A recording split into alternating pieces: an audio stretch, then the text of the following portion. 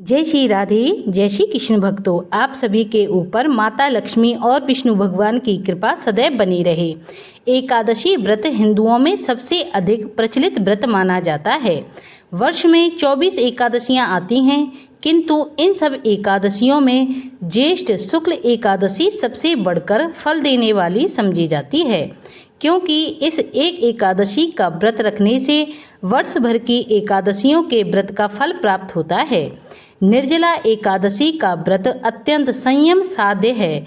इस युग में यह व्रत संपूर्ण सुख भोग और अंत में मोक्ष को देने वाला कहा गया है। कृष्ण पक्ष और शुक्ल पक्ष दोनों पक्षों की एकादशी में अन्न खाना वर्जित माना जाता है। निर्जला एकादशी व्रत का पौराणिक महत्व और व्याख्यान भी कम रोचक नहीं है।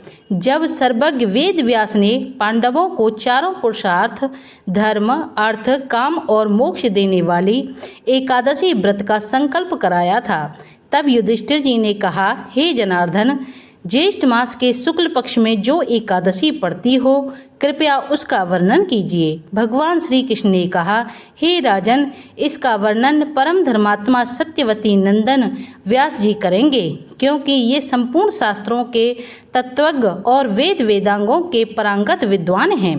तब वेद व्यास जी कहने लगे, कृष्ण पक्ष और शुक्ल पक्ष दोनों पक्षों की एकादशी में अन्न खाना वर्जित है।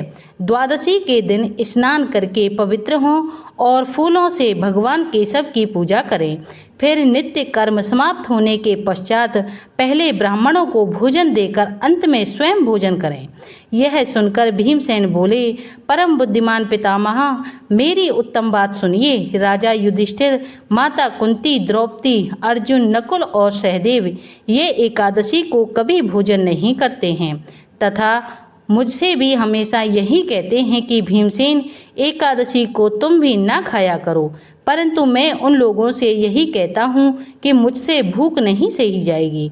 भीमसेन की बात सुनकर व्यास जी ने कहा, यदि तुम नरक को दूषित समझते हो और तुम्हें स्वर्गलोक की प्राप्ति अभिष्ट है, तो फिर दोनों पक्षों की एकादशियों के दिन भोजन नहीं करना चाहिए। भीमसेन बोले, हे महाबुद्धिमान पितामह, मैं आपके सामने सच कहता हूँ, मुझसे एक बार भोजन करके भी व्रत नहीं किया जा सकता, तो फिर उपवास करके मैं कैसे रह सकता हूँ। मेरे उदर में वृक्क नामक अग्नि सदा प्रज्वलित रहती है, अतः जब मैं बहुत अधिक खाता हूँ तभी यह शांत होती है। इसलिए महामुनि, मैं पूरे वर्ष भर में केवल एक ही उपवास कर सकता हूँ, जिससे स्वर्ग की प्राप्ति सुलभ हो तथा जिसके करने से मैं कल्याण का भागी हो सकूं। ऐसा कोई एक व्रत निश्चय करके बतलाइए, मैं उसका यथोचित रूप से पालन करूंगा। व्यास जी ने कहा, भीम, ज्येष्ठ मास में सूर्य वृष राशि पर हो या मिथुन राशि पर हो, शुक्ल पक्ष में जो एकादशी हो उसका यत्न पूर्वक निर्जल व्रत करो। केवल कुल्ला या आचमन करने के लिए मुख में जल डाल सकते हो, उसको छोड़कर किसी प्रकार का जल विद्वान पुरुष मुख में ना डालें, अन्यथा व्रत भंग हो जाता है। एकादशी को सूर्य उदय से लेकर दूसरे दिन के सूर्योदय तक मनुष्य जल का त्याग करे तो यह व्रत पूर्ण होता है। तदंतर द्वादशी को प्रभात काल में स्नान करके ब्राह्मणों को विधि पूर्वक जल और स्वर्ण का दान करें। इस प्रकार सब कार्य पूरा करके जितेंद्रिय पुरुष ब्राह्मणों के साथ भोजन करें।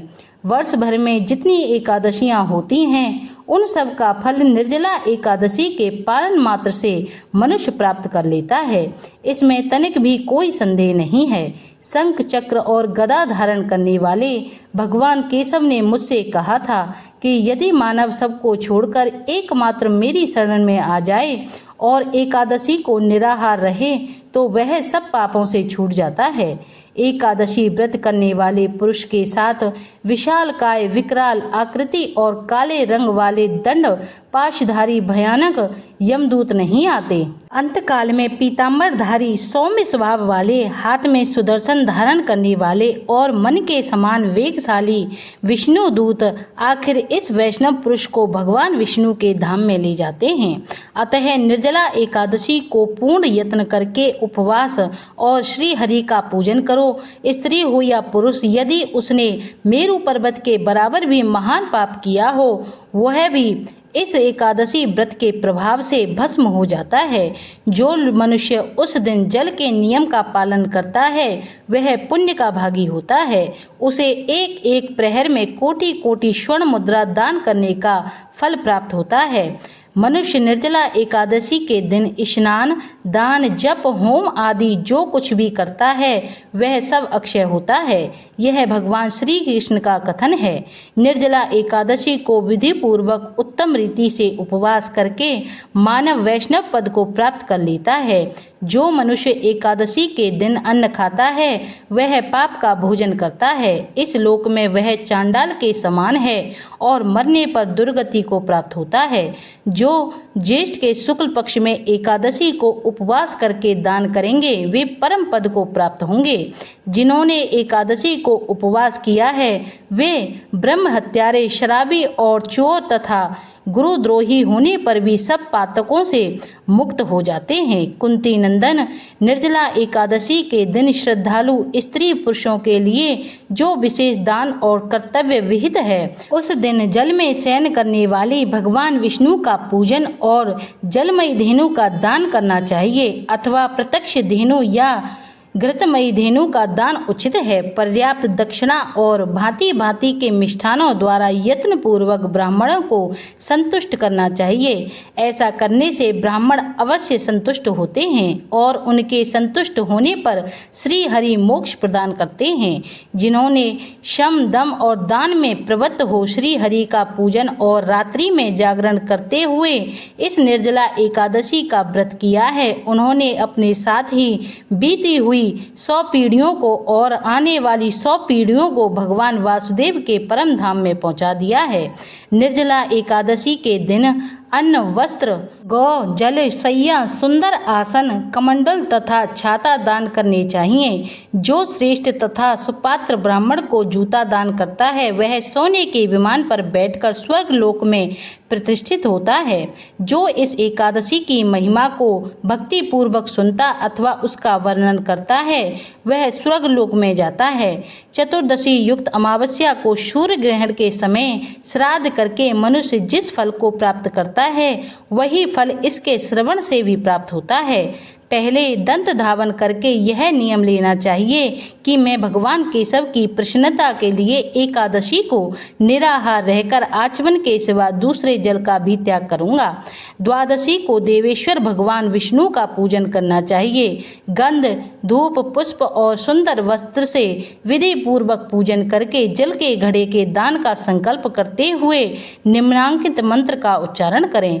संसार सागर से तानने वाले हे देव ऋषिकेश, इस जल के घड़े का दान करने से आप मुझे परम गति की प्राप्ति कराइए।